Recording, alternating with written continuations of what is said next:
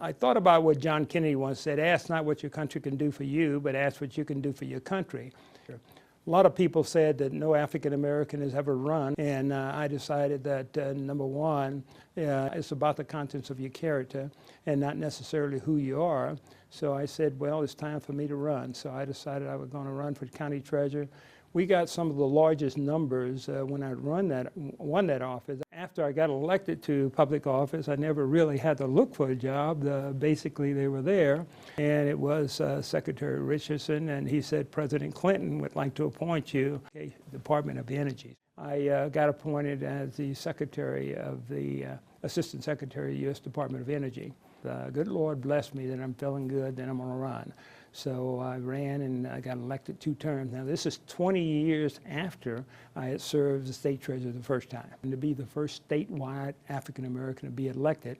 So also as state treasurer, I served as president of the National Treasurers Association, and I led in all 50 states and territories, all the treasurers. I served as president of the National Association of Auditors, Controllers, and Treasurers. And again, I got inducted into their Hall of Fame, and they only do 2 a year, but they inducted me to the Hall of Fame for the National Association of State Auditors, Controllers, and Treasurers.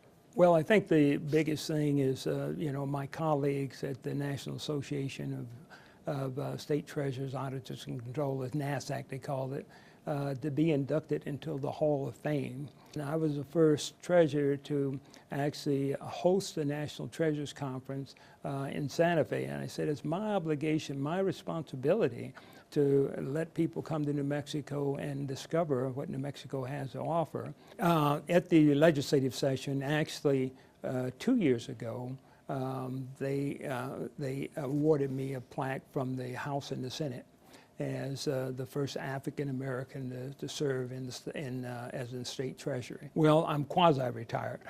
One of the things is a lot of people in this community have my phone numbers and say you've been too quiet, and then people are always urging me to come and run for another office. I said, I'm walking these days, I'm not running anymore.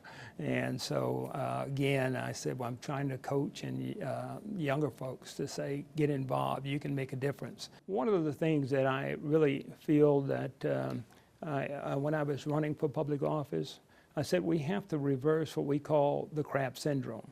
Instead of reaching up and pulling down, let's reach down and pull up.